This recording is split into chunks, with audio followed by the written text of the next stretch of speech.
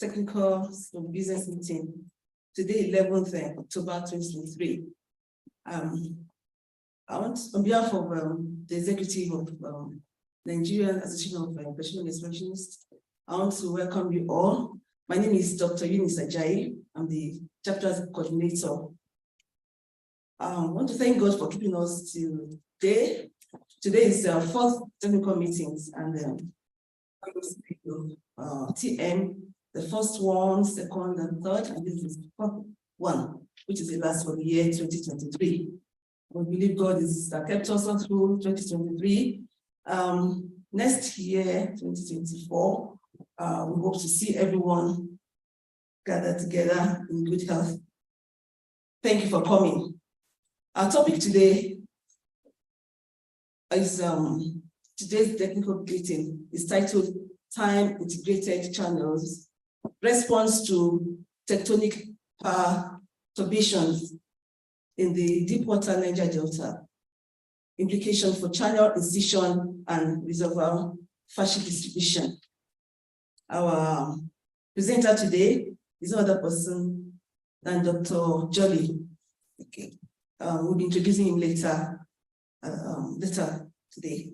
And the aim of the topic is to provide extensive and elaborate the insights into distribution of reservoir facies in the Deepwater Niger Delta. So you agree with me that there's so much in the Niger Delta deep waters. And I also believe that today's topic will give all of us a better understanding of tectonic perturbations in the Deepwater Niger Delta and much more, especially the way to handle this tectonic perturbation. Thank you once more for being here. And today's, we are also honored to have the chairman of this meeting in the person of Professor Charles Fuego. Professor Charles Fuego has been here before, and we're privileged to have him here again. He's a veteran geophysicist with a proven track record in the public and private sector. He's presently a professor in the Applied Geophysics Institute of Geosciences and Earth Resources, KEFI, Nigeria. He's a recipient of several awards and honors, and he has also authored and co-authored over 120 scientific publications and books. It's a pleasure to have you here, sir, once again. Welcome. And so I would like to invite Ibrahim to come to the podium to introduce this presenter today. Ibrahim. That clap is for the chapter coordinator. Thank you, Dr. Ajayi. In NAPI, we are known to keep to time, so with no too much ado, I'll go straight into with the autobiography of our speaker for today. Professor Byami, please correct me if I'm wrong. Is it Byami or Yami? Yeah. Byami, correct. Professor Byami Andrew Jolly was born in Kagoma, Kaduna State. He completed his primary and secondary education from LEA Primary School, Sabongida, and Mada Hill Secondary School, respectively. Jolly graduated with a BSc Hons Geology in 2005 from the Department of Geology, Ahmadu Bello University, Zaria, where he was subsequently retained as a graduate assistant. He served in Enugu State Ministry of Solid Minerals during his NYSC. 2007. In August 2008, he was awarded the Petroleum Technology Development Fund PTDF Scholarship and a study fellowship by Ahmadu Bello University to study MSc Petroleum Geosciences at the University of Manchester. Yes, I was there too. United Kingdom. Jolly was awarded another PTDF scholarship and a study fellowship in 2010 to carry out a PhD research in petroleum geosciences, basin tectonics at Imperial College, London, United Kingdom. He completed his PhD in 2014 and has since returned to Ahmadu Bello University, where he is currently an associate professor of petroleum geosciences. Jolly is a recipient of many awards, such as the Best Graduating Student in Geology, 2005, Best Paper presented at the 3rd NAPE Mini Conference, Tertiary Institution held in Abuja, Zaria, 2006, Distinction Medal in MSc Petroleum Geosciences, 2009, and in 2006, he received the NMGS Atukon in bracket Chief Don Upward Etibet Prize for Training and Research in Geosciences. 2019, Jolie is a member of professional bodies, including NAPE, NMGS, AAPG, and NIM. He will tell us what NIM means when he comes up here. His research interest is on interaction between gravity flow systems and growing structures in deep water settings, and on hydrocarbons exploration of inland basins of Nigeria. He is happily married with 3 children. Please welcome Professor Byami. Just an addition to that, welcome, sir. We met in Kano during the YP program, and he was very instrumental. We had a good time. It's good to have you here, sir. Thank you very much, Ibrahim, for this elaborate introduction.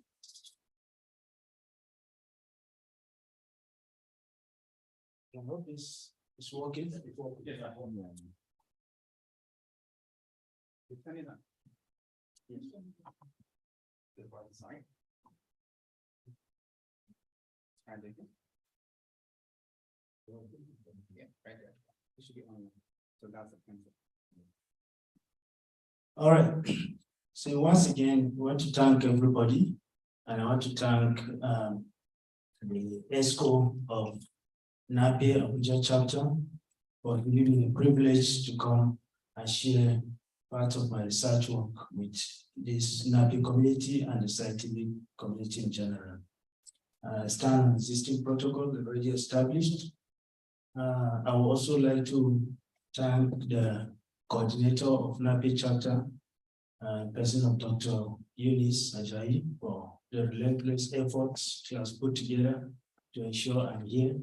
And in particular, I also want to thank Mariam, who is also my classmate at the University of Manchester. She also played a key role in ensuring that I'm here today. So thank you very much for coming, and welcome to everybody listening. The topic is the integration, or looking at time integrated channel response to tectonic perturbation in the deepwater Niger Delta.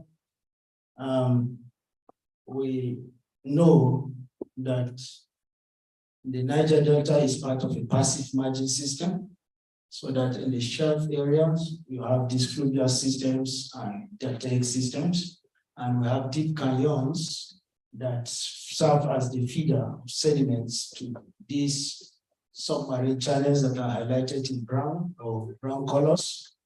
The submarine channels then deliver these sediments into the basin floor, where they are deposited in the form of lobate-shaped splays or fan-shaped products that are highlighted in yellow.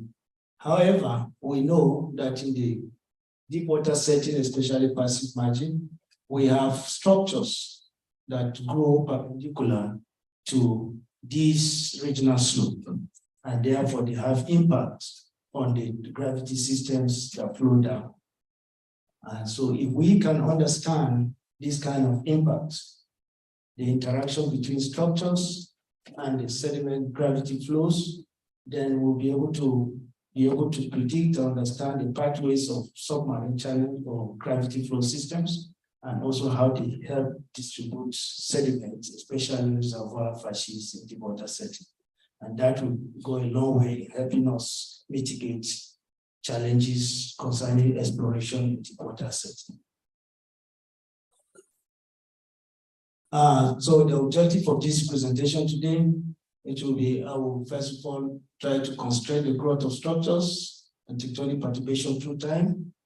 Then we'll look at submarine channel erosivity and how they respond to these tectonic perturbations, and then try to unravel the channel structure interaction in order to predict distribution of reservoir facies in deep water. And so the presentation outline is as follows. We talk of fault growth, how do we measure the growth of faults through time, and then how does that growth affect the positioning of channels. Then we'll look at tectonic perturbations, particularly the effect on channel geometry and long profiles of these channels. So when I talk of long profile, I simply mean bathymetric profile, depth from the sea level to the bottom of the channel flows at down system. And then we'll look at the implication for reservoir distribution in the study area. So the study area is located in this part, in the Niger Delta and deep water. But this is a 3D bathymetric map of 3D surveys by PGS.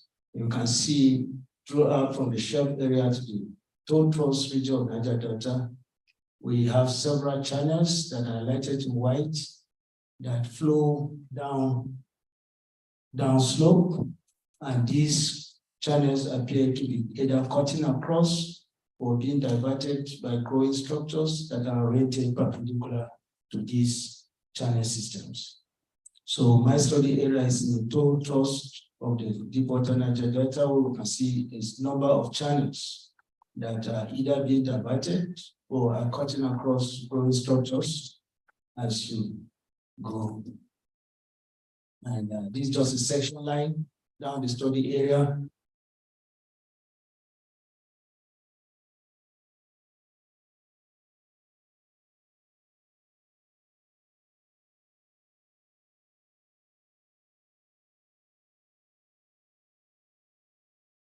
Of the study area. So I want you to pay attention. We'll be having certain channels that are having seabed expression. Those channels are referred to as modern channels. So they are told.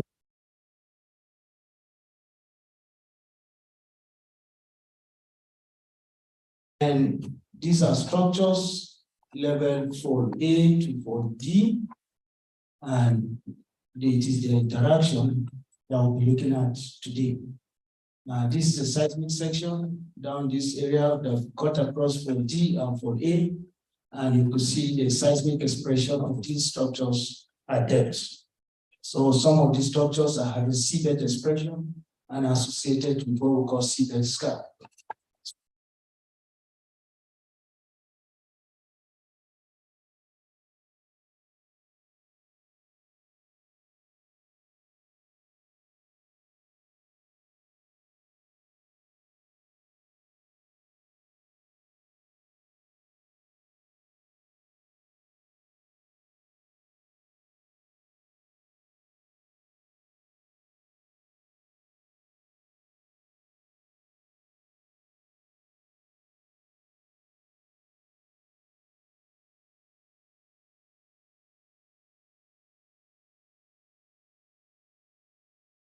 So for example, we have the growth units. These are units that were deposited before structural growth began. And we have the sink growth, or what we call the growth packages.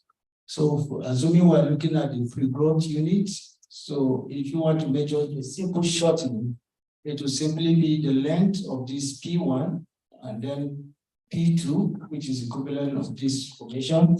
And then when you subtract that from the addition of these two, subtracting from the length of the section, it will give you shortening, which is simple.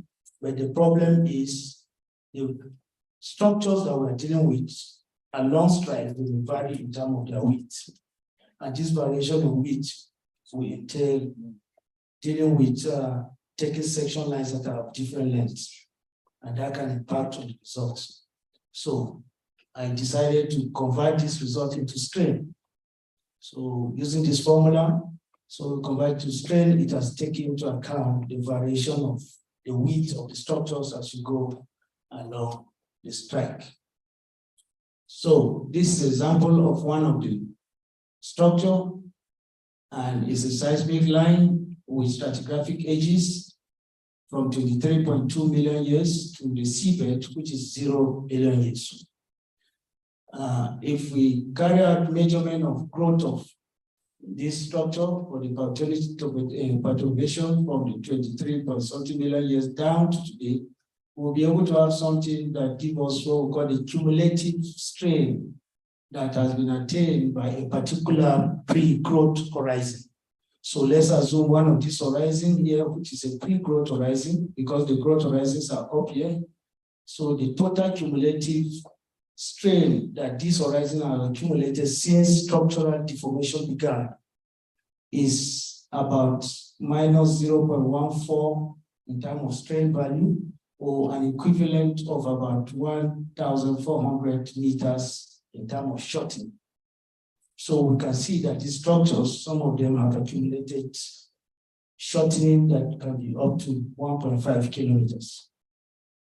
Now, we can also try to understand the shortening or the growth rate in terms of the interval growth rates. So the growth rate between different intervals. And what the result shows, it shows that from around that 23.something million years up to about 9.5 million years, there has been very little growth. And the main phase of growth occurred between 9.5 and 3.7 million years. And we see that in all of the structures that were studied. There's a reduction in growth after 3 million years. And interestingly, this reduction in growth coincided with the period of channel development in the Niger Delta, because these channels are Pleistocene in age, and they're mostly less than 3 million years, as we're going to see later. Now, if we look at this is measurement of the cumulative strain attained by each of the structures studied. We have about 4 of them, from A to from G. And the key thing is that they show the same growth pattern. But we can notice this one in green, which is for C, has the least accumulated strain. In fact, it has just about 1/4 of the accumulated strain of most of the structures in the study area. So we'll be referring to this for C later as we look at the interaction with channels. Additionally, because most of these channels developed during the last 3 million years, I try to estimate the near channel shortening rate. So the range of shortening near the channel development time. And based on that, you can have the least shortening for a particular structure and the maximum shortening for a particular structure. And it is very important to try to estimate this near channel shortening rate or growth rate, because we are going to compare it with the channel response. So for example, this is channel 1 that is cutting across these structures that were mapped on the seabed. And this is the plot of strain along strike for the structure. And when you plot strain along strike, you see that we have the older horizons accumulated the highest amount of structural growth or strain. And then the latest are the horizons closer to the seabed, which are the pre-growth, the same growth horizons have accumulated the least amount of strain. And these are the horizons in which their growth has affected the channel the most, because the channel developed at the same time as the deposition of these set of horizons. So if you plot the pathway of this channel on this strain that was measured along strike of this structure, you will see that the channel pathway is plotting at a point that is not at the strain minima for the older horizon. But if you zoom out, you will see that it's plotting at the point where we have the minimum amount of structural growth for the horizons that are younger. So it means that these channels are exploiting position of strain minimum when they can incise and cut across the coil structures. And based on interval strain rate that was calculated for this period, we discovered that at the minimum strain rate of about 15 meters per million year, if the structure is growing at the minimum of 15 meters per million year, these channels have the capacity of incising through and cutting across these growing structures. But once the growth rate exceeds that, the channels are either diverted or cannot go across. So that is what we see when we deal with structures that occur in the western part of the study area. So when we go to the eastern part of the study area, we have this major structure, which is the facies. And you remember it's the facies I told you that has very minimal amount of cumulative strain, which is just about 1/4 of the total cumulative strain attained by other structures. But this structure has been seen to divert this channel by several kilometers, despite having very low strain accumulation. And this is an isochron map that is showing the shape and the geometry of this particular fold. So what we can see is that the fold is actually a very broad structure. So despite the fact it has low strain accumulated, but it is broad. And this is a seismic expression of that structure, which is broadened by what we call shell coring, and that has led to the expansion and broadening of this structure through time. And that is the reason why it's able to divert channels. So what we're saying is that even if the growth rate is not up to the amount or is far low, such structures that are very broad have the capacity of diverting channels.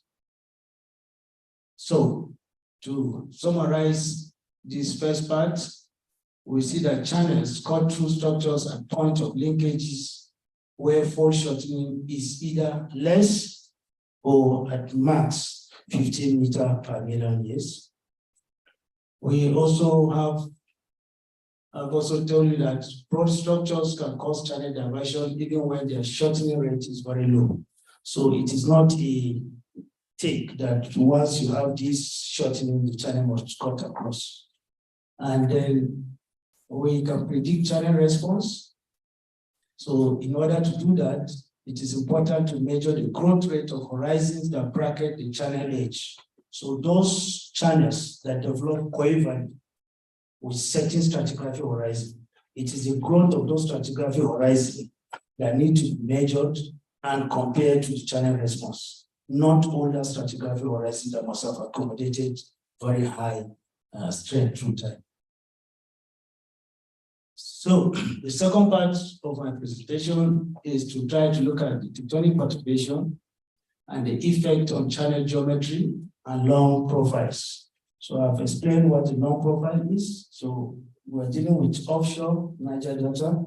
So when you have from the sea level to the depth of the floor of the channel and you follow it down system, we measure what we call petimetric long profile. Now, this is the seismic expression of these channels that will be mapped. What we note, this section is in this area. You can see this channel 4 is currently active. It's an active channel on the seabed in which the tallwake is open at the seabed, and you can see it here. So this group of channels that the tallwake is open to the seabed, I call them modern channels. So in the presentation, you'll be having me mention modern channels. And the time transgressive surface that is bounding the several episodes of cut and fill is what I call the channel container.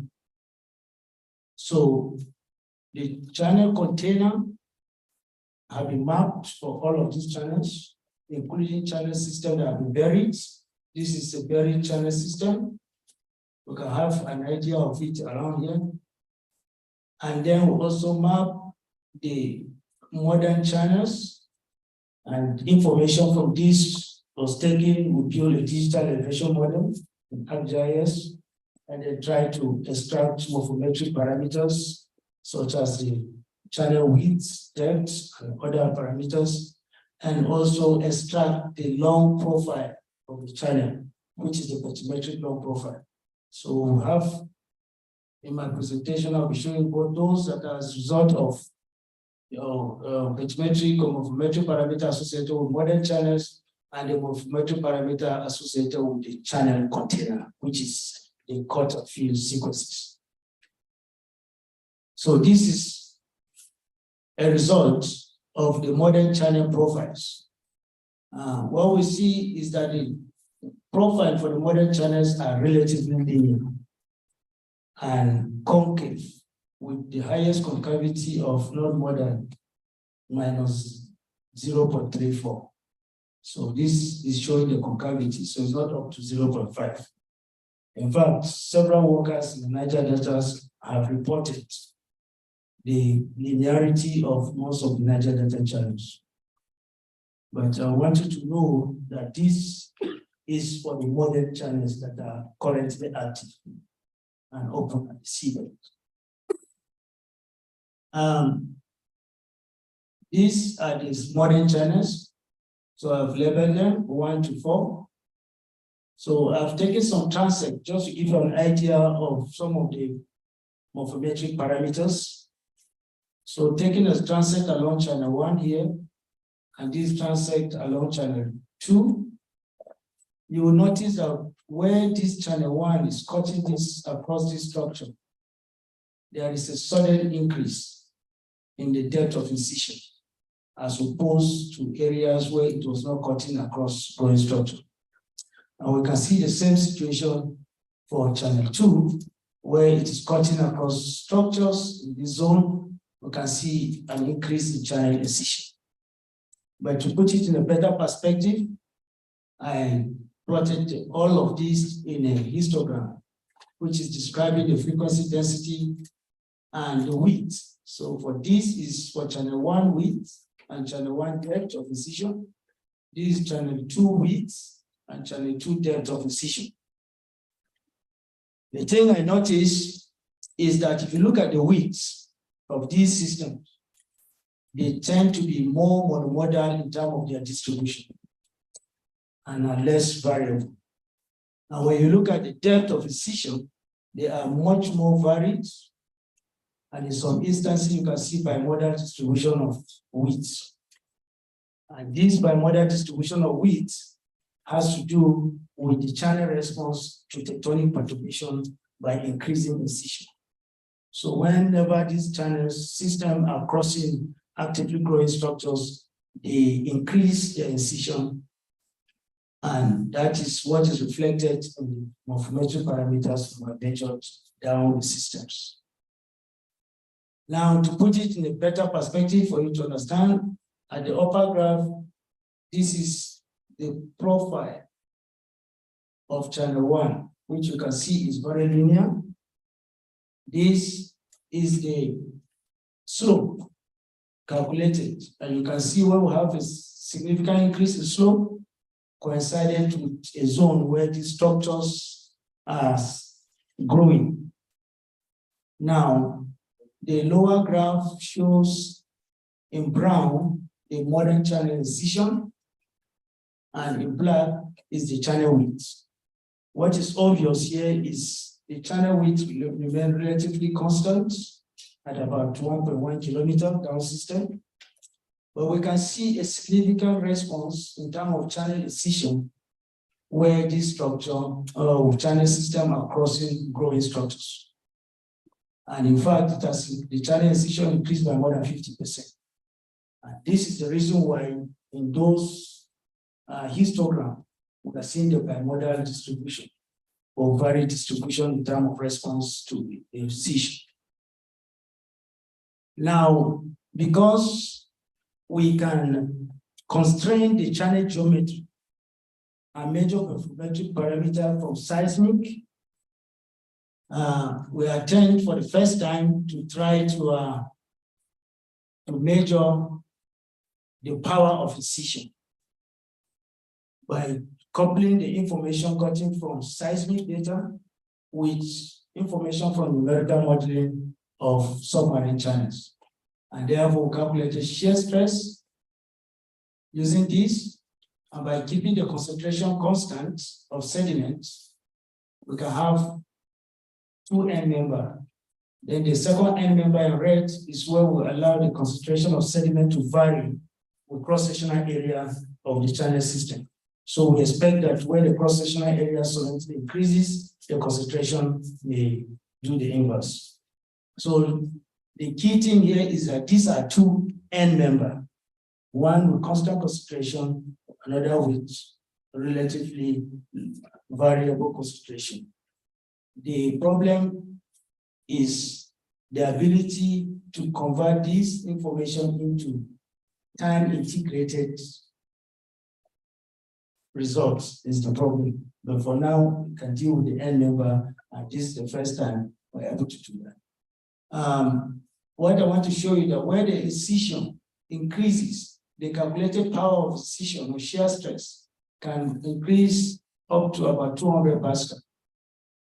And the modeling of velocity using the seismic data and other information also show that velocity can be up to 5 meters per second. In fact, the velocity varies from about 1 meter to about 5 meters per second. And these agree with most of the reported literature on direct measurement of turbidity flow in most of the deepwater setting, where velocity are normally between 1 to 2 to 3. But when we have significant increase in slope due to tectonic perturbation, the velocity can increase up to about 5. And this increase in velocity is translated to incision, and that is why we can have this kind of level of incision channels. Now, if you measure what we call the aspect ratio, because this is the width of the channel divided by the depth of incision of the channel, it gives us what we call aspect ratio. And you measure it down system with gradient. We expect areas with lower gradient along the channel to have very high aspect ratio, and area with higher gradient to have low aspect ratio. This has been seen in fluvial systems. You can see in fluvial system we have a very good trend where we have high aspect ratios, where we have lower gradient, and low aspect ratio at higher gradient. Because in such higher gradient, the channels are responding by increasing incision and thereby narrowing their width. And so if the width narrows, the aspect ratio should be reduced. But for submarine channels, we don't see that. We see a high degree of data scatter. And this has also been reported by workers, example, Clark and Pickering, 1996, also studied so many submarine channels and measured the aspect ratio and reported a high degree of data scatter. So, this is what we know so far in literature from most of the study of submarine channel, that modern submarine channels do not follow the pattern we see in fluvial systems. So to take this research further, and I say, let me look at the entire channel container, not the modern channels that I've shown you. So what about the container? What I've finished showing you is about the modern channel that is open at the seabed. But if we look at the container itself, which will give us some idea about time-integrated processes and response, we see that the profiles extracted from the containers are the ones shown in black, and the profiles of the modern channel are shown earlier are the one in green. You can see the green profiles are relatively linear to concave, but then the profiles of the container are highly irregular and convex. And that we can see. So the question is, what is making this to be irregular and convex? Is it that most of these systems have been like what we see for the modern channel, but that they were later deformed due to uplift and time-integrated perturbation?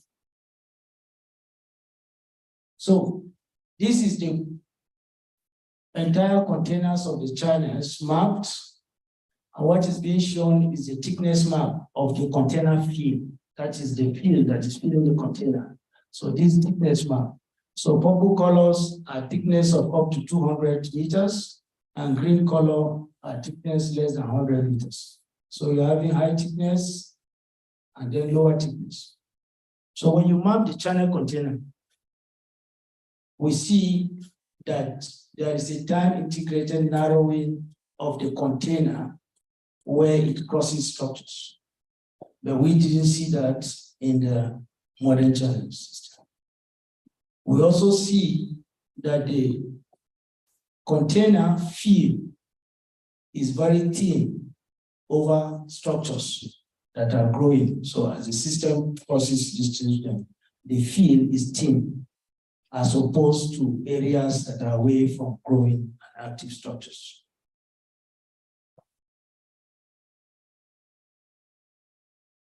So to put it into summary, the upper graph is showing the modern channel profile, which is typically concave. And then the one below it is the container profile, which is convex and slightly irregular. Then if you look at the lower graph, what we're showing is in purple is the modern channel incision, and the black is the field of the container. So you can see clearly that as the channel incision increase over these growing structures, we have a reduction in the preserved container field. So this reduction in preserved container field is an indication that these channels over time respond to this tectonic perturbation created by these structures by increasing incision, but at the same time eroding most of the field as they increase the incision. And therefore, it can also be concluded that the profile of the buried container or the container profile are irregular to convex because they are accumulating time-integrated tectonic perturbation since they are abandoned. And also, we can conclude also that this system, the modern channel, are able to keep pace with tectonic growth by increasing their incision, and therefore they are in a topographic steady state with respect to tectonic perturbation. But the containers are not in a topographic steady state because they have been abandoned. So the last aspect of the presentation is to look at the implication for reservoir facies distributions. I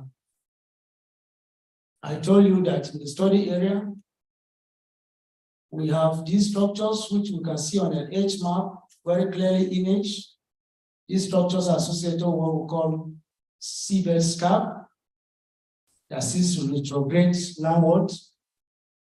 So this is fold D and fold A.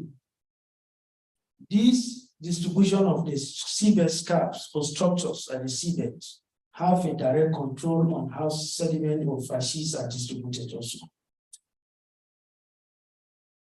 So this map is showing us, you can see the seismicity of a typical channel system within a container. These are container maps, but this is the RMS amplitude maps generated for the containers.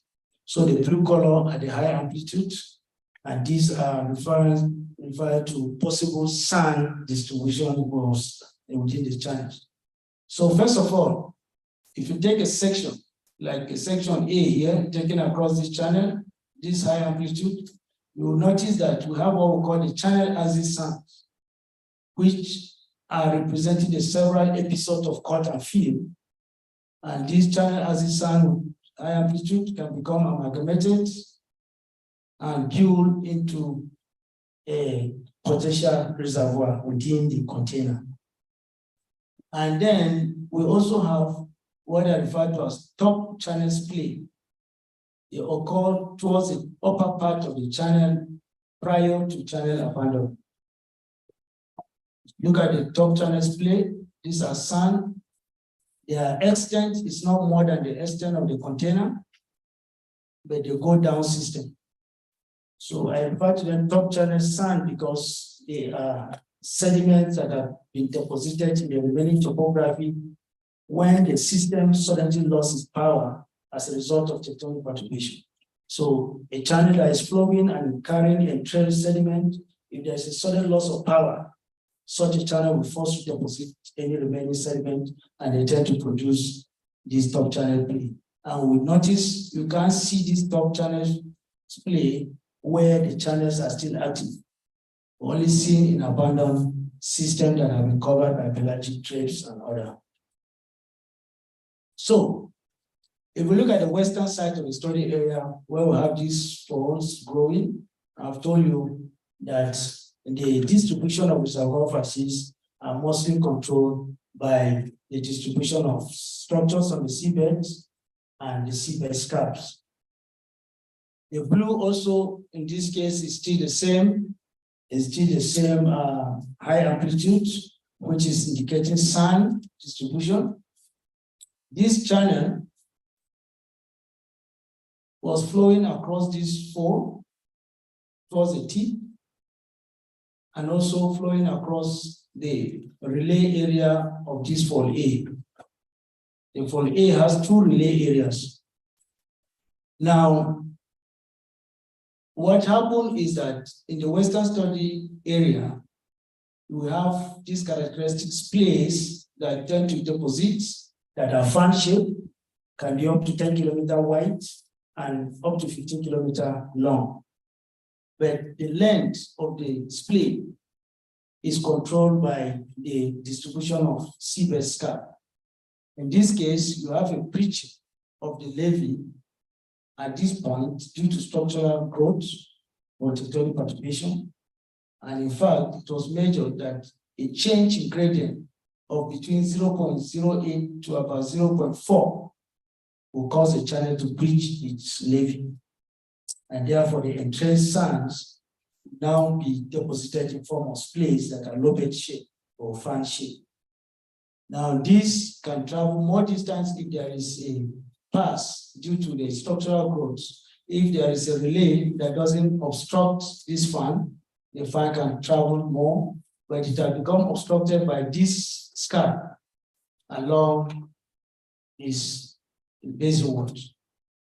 The same thing happened at this relay area. The tectonic perturbation generated by this fall A also resulted in a breaching of the levee and the deposition of another fan for that basin wall. Now, this is the typical seismic characteristic of those splays. They are very high amplitudes, made up dominantly of sands. This is about 25 to 30 meters thick of sand deposited to form a splay in this area. This is the measurement of the height of these seabed scarps I've shown you. You discover that a seabed scarp, the total height of the seabed scarp, there is an area where there's no fall growth and there is no scarp. And this is that area where this splay was exploited to pass across and continue to deposit in the next mini basin further downslope. But the same splay has been restricted from moving further down by this scarp, cross scarp C, which developed in this area. And over time, you can see that the splay that was deposited within the mini basin downslope of this scarp has the continuous growth of the structure has now incorporated this part of this splay onto the top of the scarp over time. So that is what we see as structural control on seismic facies distribution in the western part of the study area. If you go down to the eastern part of the study area, where I told you earlier, we have a big broad fold that has very little or low cumulative strain, but at the same time is causing diversion of channels. So that is this for C that I've shown you earlier, and that is it in seismic section. Despite its low strain, we can see if you study this interval, where we have this high amplitude, possibly sand facies, you will see that the diversion of the channel is also associated with the position of splays. But in this case, the splays are having a different geometry. In fact, the splays are now elongated parallel to the growing fold. So the diversion of this channel by this facies has led to the breaching of the levee and the deposition of splay that become oriented parallel and elongated along the fold axis. So if you look at zone 2, which is the oldest in this zone, we now have the associated with this particular splay called splay X.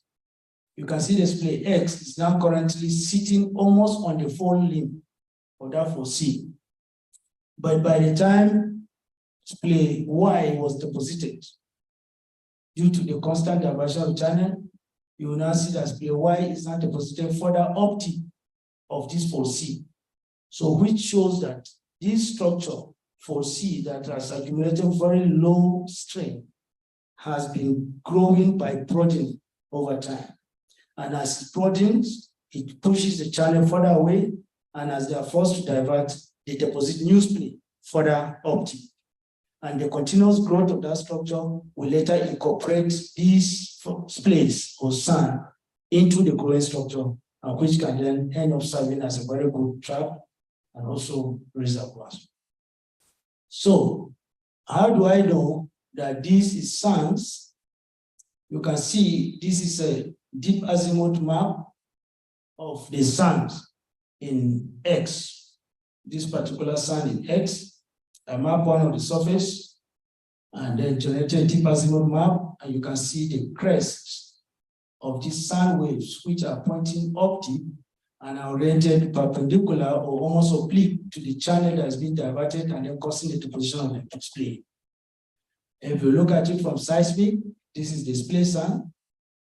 It has this characteristic convex up geometry for the trough or the peaks. But if you look at the pelagic deposit that is on top of it, they don't show the convex up. And this is typical characteristic of sand waves. When you have deposit sands, they will tend to have these crests that are convex up, and it has been reported by so many workers. So in summary, if you look at the western side of the study area, we are dealing with the position of splays that are deposited in mini basins and are structurally controlled by the distribution of seabed structure and scarps.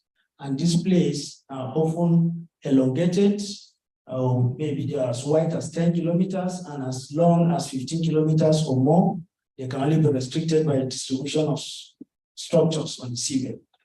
But in the eastern part of the study area, where we have this broad structure, you will notice that it's the active diversion of channel for several kilometers that is leading to the deposition of splays that are elongated parallel to growing structures, and they are characterized by this sediment wave characteristic, which we know they are potential reservoir sands, and also the continuous growth of the structure over time forces newer splays to be deposited further up deep, and then the growth later incorporate these various splays into the growing structure.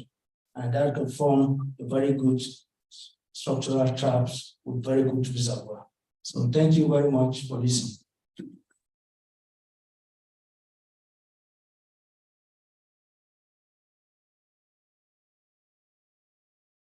My assignment here is also very brief. I think Prof, you could say, while we invite, after I finish the few things I will do, then Prof will come to summarize all that you said. He's sharing the meeting today. Okay, quickly, we don't fail to recognize people in our midst, okay? In our midst, somebody working quietly is a fellow of NAPI. Please welcome Ajibola Oyebemaji here. He was one time the NAPI president. Thank you, sir. We also have Dr. Aminu Isiaku from University of Abuja. Thank you for coming. Our own Rosina Boshoran and Uche. Thank you for coming. These are people that are doing things behind the scene that you never get to know in Navi, okay? Tobosun, our former PR, she's online. Thank you for joining. I knew you can hear us. She dragged two other people together with her, Abdul Hakim and Peter Odong, all from the same company. They are all online. Thank you for joining. Our own latest fellow in this chapter, Mr. Ehi, Dr. Ehi, sorry. He was one time the former chapter coordinator, right? He's our own. Thank you, sir. He's here. He will come up later to talk. And finally, Dr. Malak, he sneaked in here. Aha, our Assistant Secretary Nape, you see, he's sitting at the back. Thank you, Dr. Malak. And then finally, Comfort Asibo from Nostra. She's also joining online. She was supposed to coordinate this, chair this meeting, but she couldn't, and then Prof bailed her out. Thank you. All right, over to you, Prof, to give us the insights to this topic before we begin to take in questions. From those people online, if you can hear me, please throw in your questions quickly. And those that are in-house, raise up your hand after Prof has finished.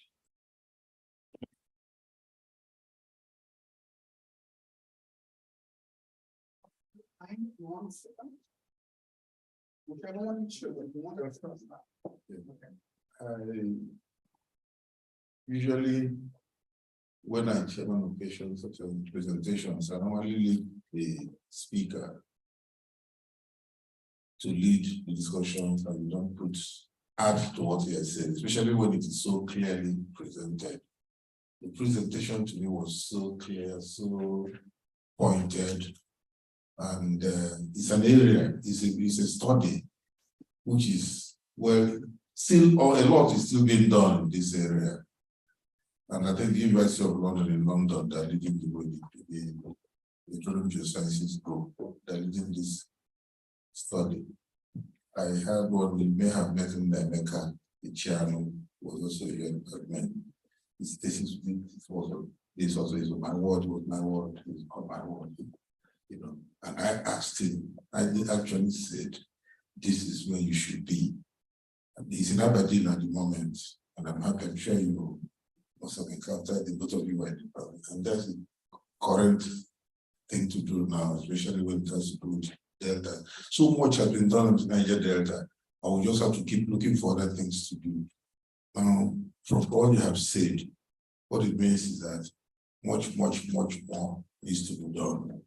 I've been very clear in the extent to which we've covered, looked at the incisions, looked at taking into account the tectonics of the place, though very silently, but you talked quite a lot about the tectonics of the place and the influence, how it impacted on this, and then some of the plays that you are fine, and then the which today, for now, may not be producing from them, it shows that we should be looking towards such structures, because we keep looking for oil. Even one day, so we should be running away from oil. I don't think we'll ever stop looking for oil. We'll continue looking for it. But even the countries that people that say they were leading the way in run away from, they are coming back to it because of the war in Ukraine. And you know, I can tell where the next work will be in Aberdeen, and then we'll start going to the land like they were doing at some stage to look for oil. So I think on this note, I'll leave it to all the those online and people stayed here who have comments or questions to try to, and then let Prof think the questions and comments. How long? 20 minutes? 10. 15, okay. So please, floor is open.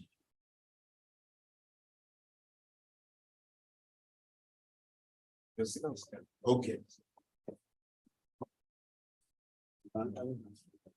Okay, without online. We demand it is online. There's someone who's to get the mic.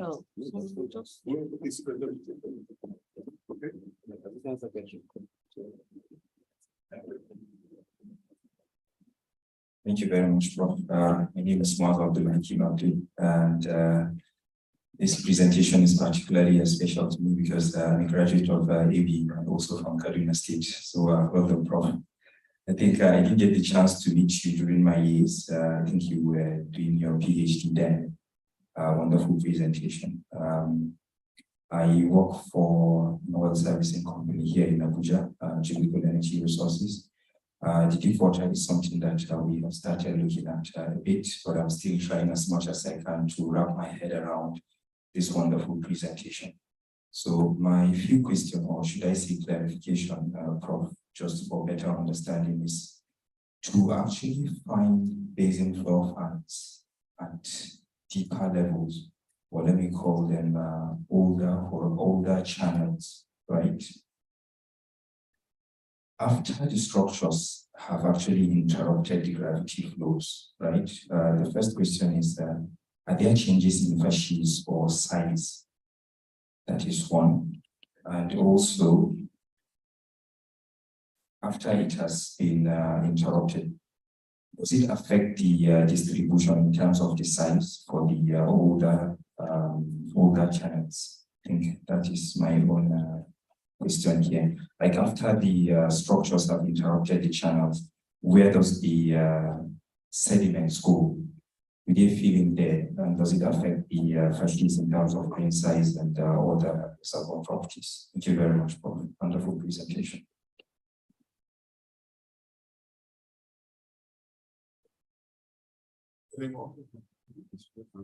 Okay, yes, answer.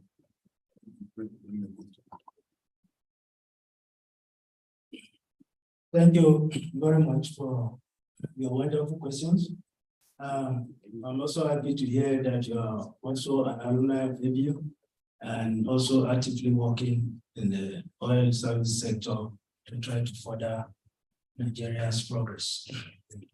Your question is about if this seismic facies or sediments or channels facies have been deposited, and now the system is no longer active, and then later tectonic perturbations affect it. Does it affect the distribution or the grain size or the facies characteristics of this earlier deposited system? Am I correct? The only thing that will happen is that we're dealing with a temporal distribution. So we can go deeper in the seismic data and be able, just like I was showing you, splays that were deposited at name splay X. Those are older, right? Then the splay Y is with time, they are younger, deposited on top. And you could see that last summary chart was showing you that interaction, whether there's continuous tectonic perturbation when the structure was deposited, when the sands were already deposited. And you can see it is now carrying it, but the tectonic perturbation is now changing their position, probably through time, but it may not have any significant impact on grain size or distribution of something, because this is already a facies deposition system that has been done, and it is depending the size and grain or whatever, depending on the environment and the time of deposition, whether it is a levy facies or we're dealing with the axis channel, axis facies or whatever. So that has done, there will be no such changes. The only other thing that could happen is that if there are faulting, then there could be displacement of the earlier deposited system. So we should also be looking at for any potential faulting or anything like that. I hope I answer your questions. Thank you.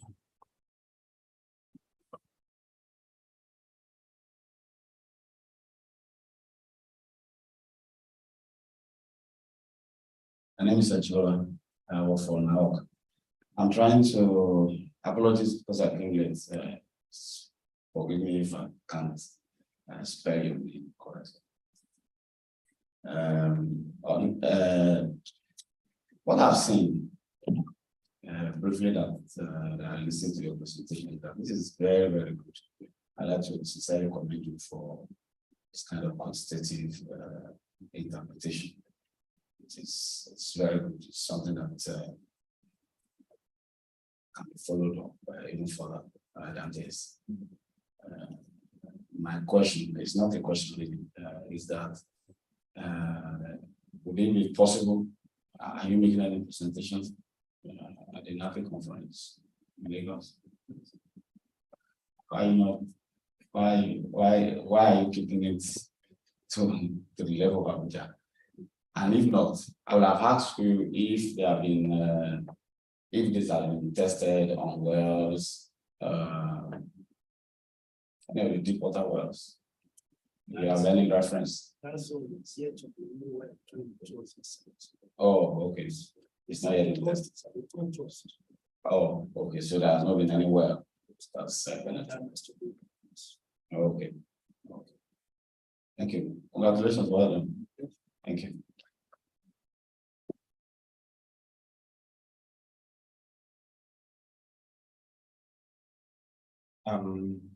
Good afternoon, everyone. I'm Ahmed Mala with the NUPRC. Thank you, Dr. Jolie, for the wonderful presentation. So, following from Dr. Adibola's question, we have seen, and also from the gentleman here, on how these facies changes, because his question is very interesting. So I've seen a model for the deep water, Niger Delta, right? Where we see these facies changes affected reserves greatly, a real life model now.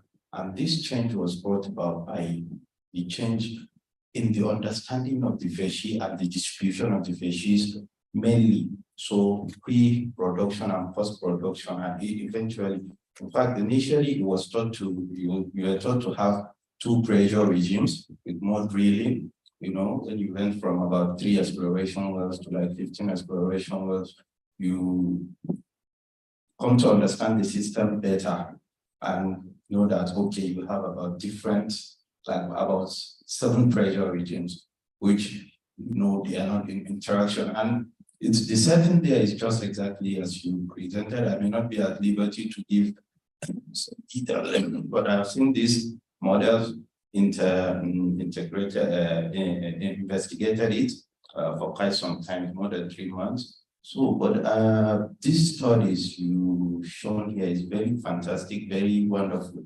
I want to know how much of this information from such a study can be taken into a model so that, you know, we don't have to go to drilling 15 wells before we understand the system to say, okay, this is, so just how much of this information can be integrated, simply my question, into a model before we go to the production. Thank you.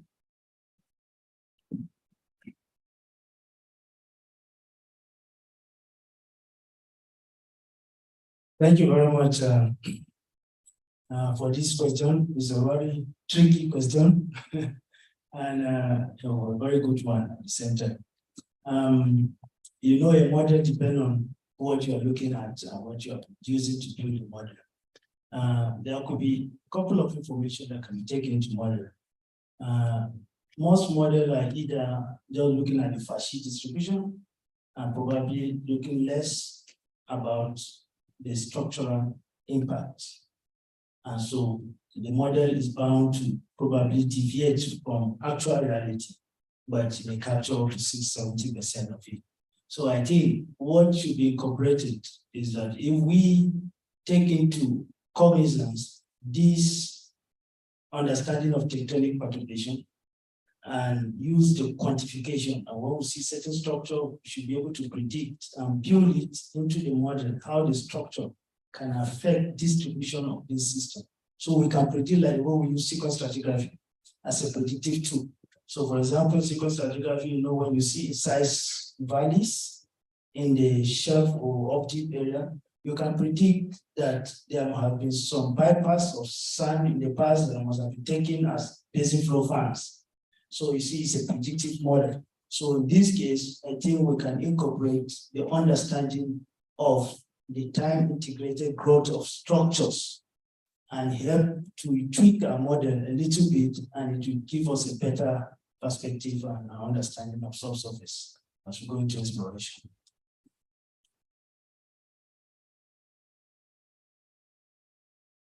Thank you, Professor Byami. Yeah. My name is Rosina. I want to start by commending you for an excellent academic work and eloquently presented. Then also I realized that for various reasons, we've been moving from the onshore to the deep offshore right now for various reasons. I don't want to go into that. And very little has been done in the deep offshore, specifically in that toe truss region you're talking about. And of particular interest to me is the last section of your presentation, where you talked of, I think, the sediments. So I don't know if you can carry your research work a bit further to an extent where we can analyze the thickness of these sediments. I know a lot of people have talked about the facies variations. If we can analyze the thickness of these sediments, maybe before we are able to drill. Because right now, as I said, since attention is moving that way, definitely we'll get into the toe truss region, which is of interest to most of us. Thank you. Thank you very much. That is a very good contribution. Also, thank you for the question. Yes, what you are saying is possible, and I think that should be the feature. It would be good to look into, because exploration is getting closer and closer to the ultra deep water setting. Though we know the ultra deep water setting has some little challenges too. Probably when you look at the petroleum system elements, some may be missing. And so maybe that's one of the risks that's making people not to delve into that area now. But if we carry out more of this kind of analysis, as we're saying, then we should be able to prove that all the petroleum system elements are there and are possibly working, and therefore we can go into exploration in those zones with more confidence, with reduced risks. And I think it's a good way to go. Thank you.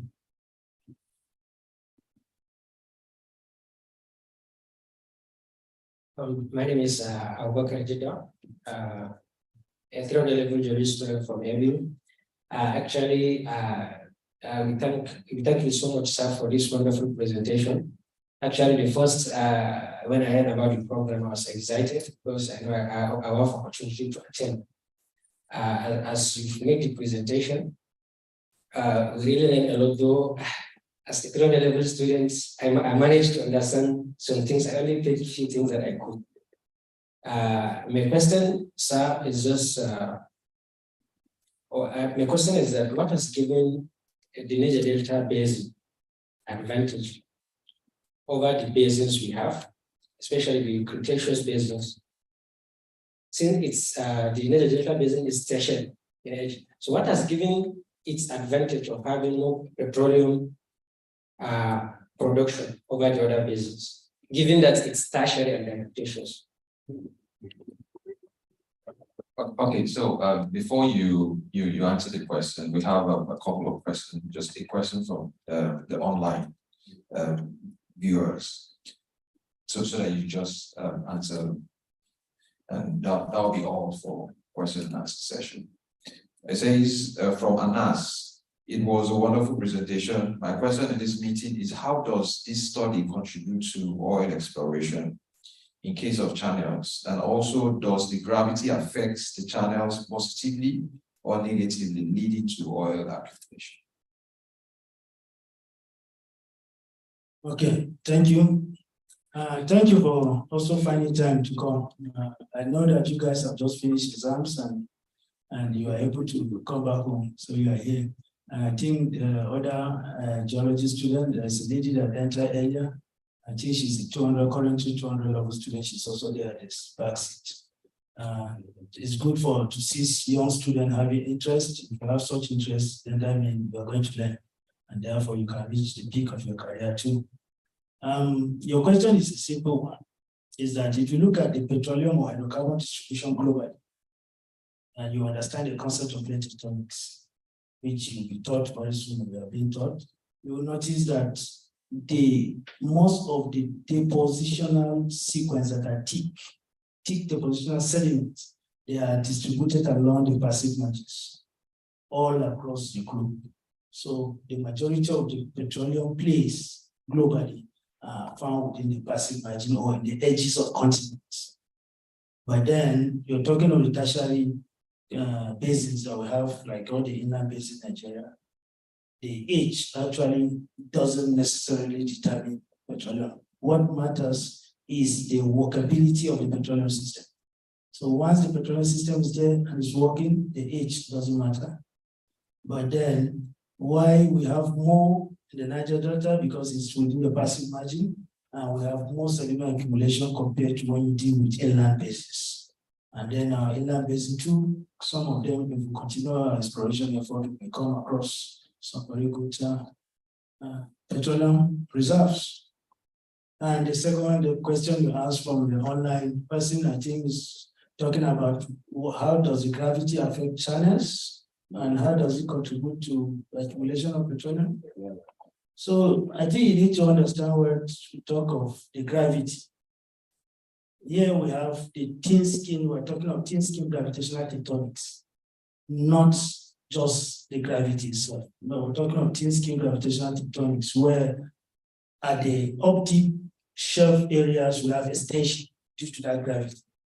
And then in the down deep, which is the toe thrust area, we have contraction.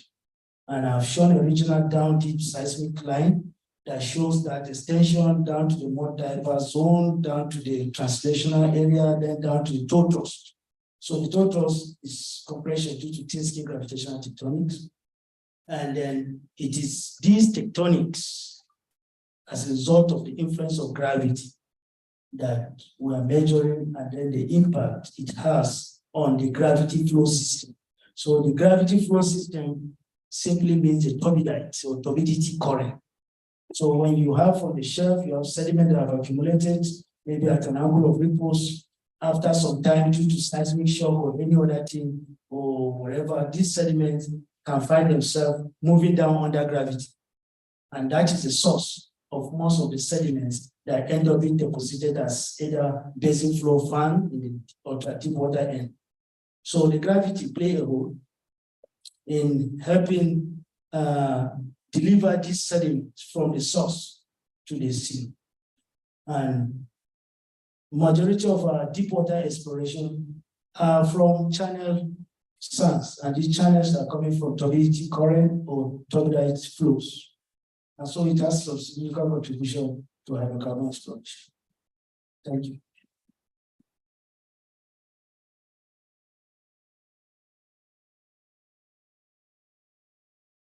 Well, I want on behalf of MAPE, Abuja, MAPE at the national level, the executive, our president.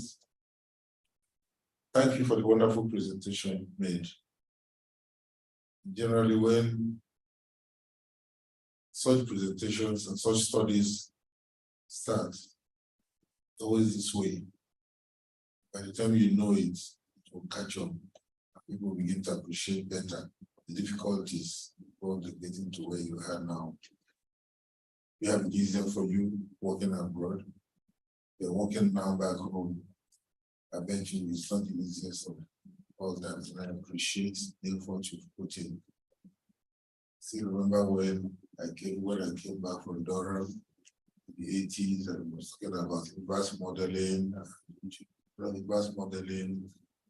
optimization, even basins, taking the report tank studies. People were like, what has this got to do with what we're doing? Because of so much oil, you don't need to suffer, you don't need to struggle to make enough money. My friend is looking at his phone. I said, you have so much oil, you don't need to overstretch yourself. But I think now we're beginning to look beyond where we are. Studies such as you have come up with. That's why he asked, are you presenting this in Lagos? So beginning to become very crucial and relevant. I think I will, on behalf of myself, my colleagues here, and those online, and thank you so much for the wonderful presentation. And then it's a pleasure listening to you. Thank you so much.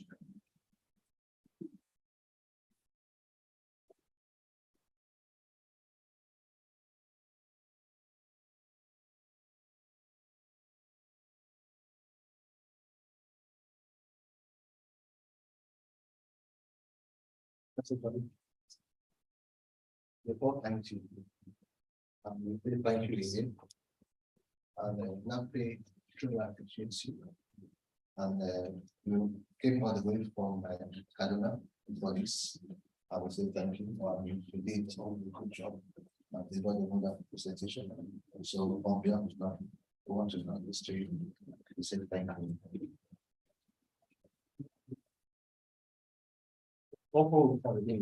Yes, sir.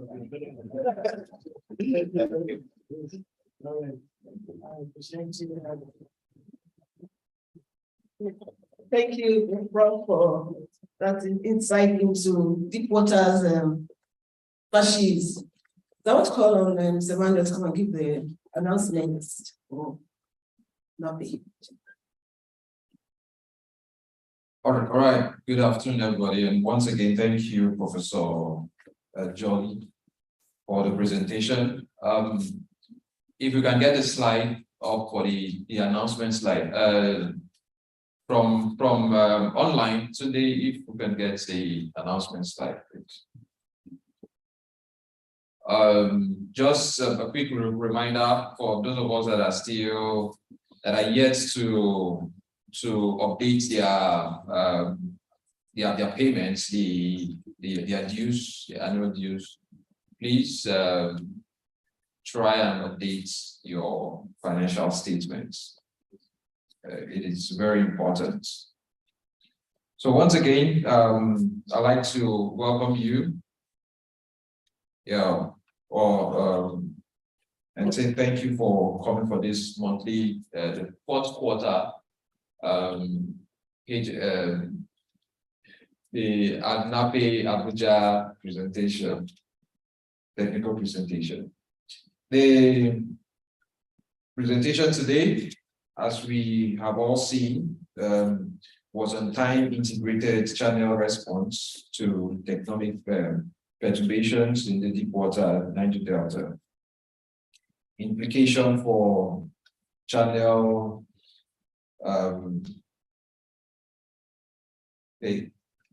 okay, so all right, so in case where we have other technical sessions being hosted by other chapters, we have this is from the Warri chapter, advanced seismic processing methods for imaging the subsurface. We also have next, please. I think that's on Tuesday, next week, Tuesday. So in case you want to join, we can connect. Okay, I think this is a strictly physical meeting. The venue is at the PTI main campus.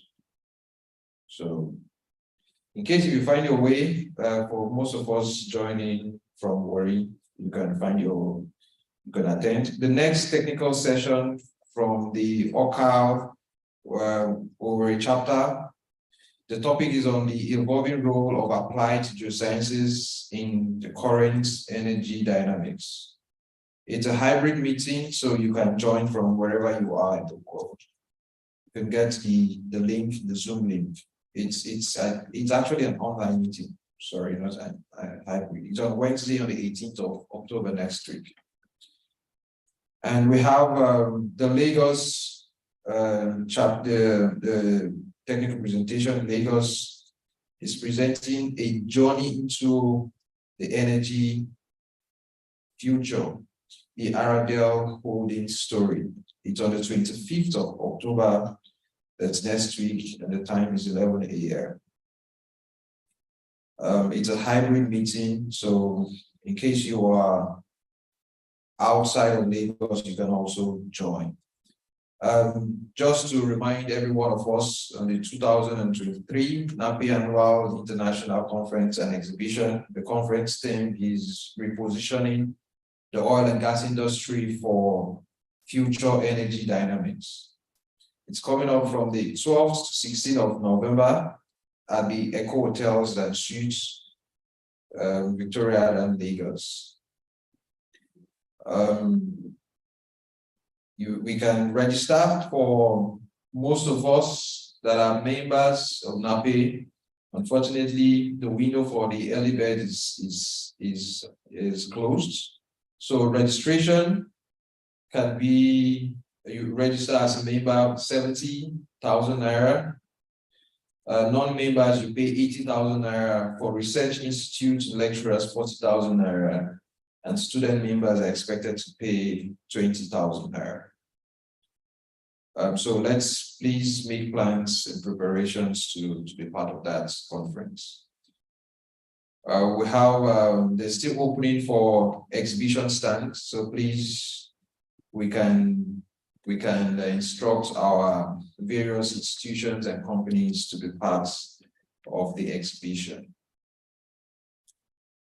We have the All Convention luncheon on the 13th of October during the international conference and exhibition. 13th of November. This year will be the power of the alumni in university education in Nigeria.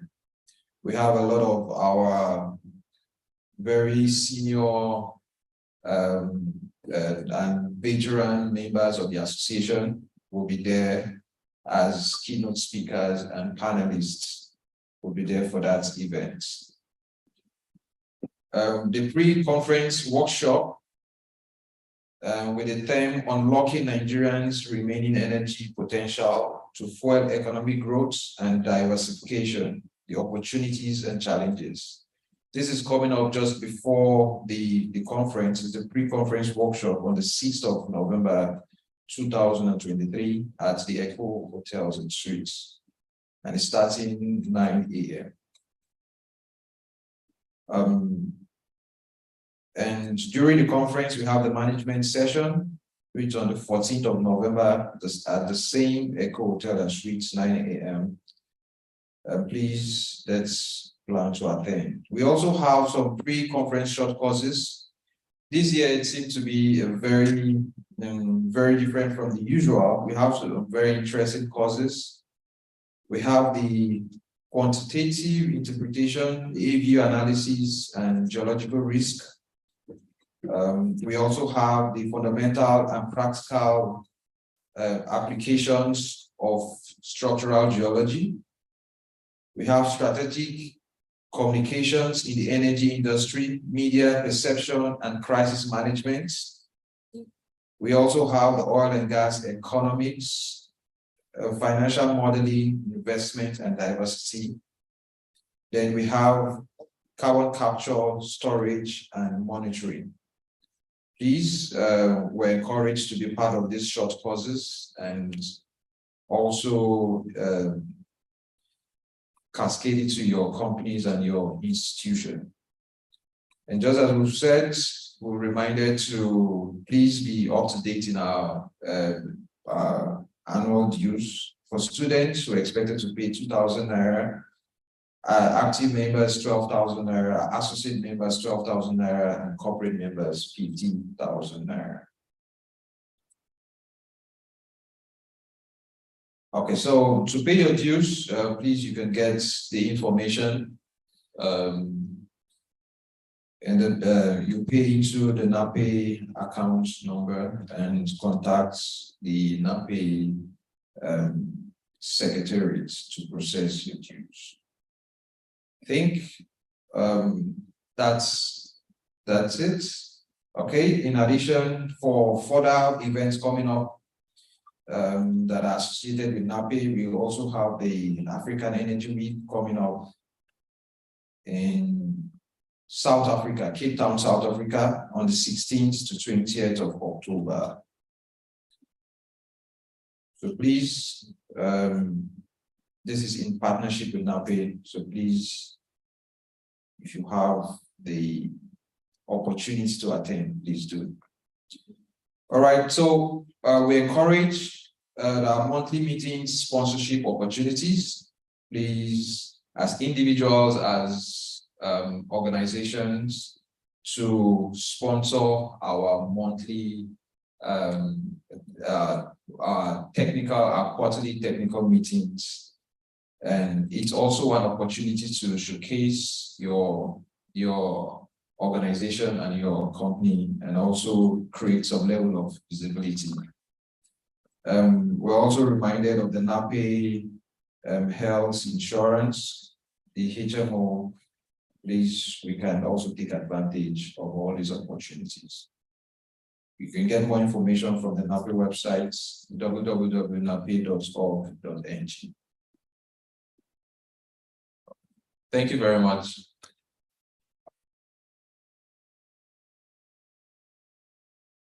Thank you so much, Mr. Emmanuel. Thank you very much. We have come to the end of the meeting today, fourth technical meeting. And I want to appreciate our online attendees also for joining us. We really say thank you. We appreciate, and those of us physically on ground, we say thank you for coming. And I want to also encourage us to attend the International Annual Conference coming up in Lagos at the Core Hotel. And if you cannot, you can join online also. It will be posted to everyone involved. It's going to be online. Thank you very much. And then we're also looking forward to your active participation in 2024. And we also welcome advice from all of us, all of you. Really cherish your advice so we can move forward and then move forward, and then so everyone of us can actually we can gain and also rub minds in these professional activities. Thank you once again. I want to wish everyone safe trip to their various destination, and also happy New Year in advance. And thank you also. So see you in 2024. And I don't know, Mr. Privilege, do you want to say something? Okay. Thank you and God bless. See you in 2024.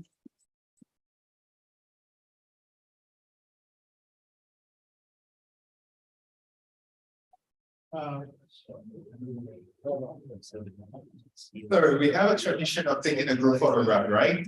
So please, to my left, we'll do it on the outdoor thing. Thank you for.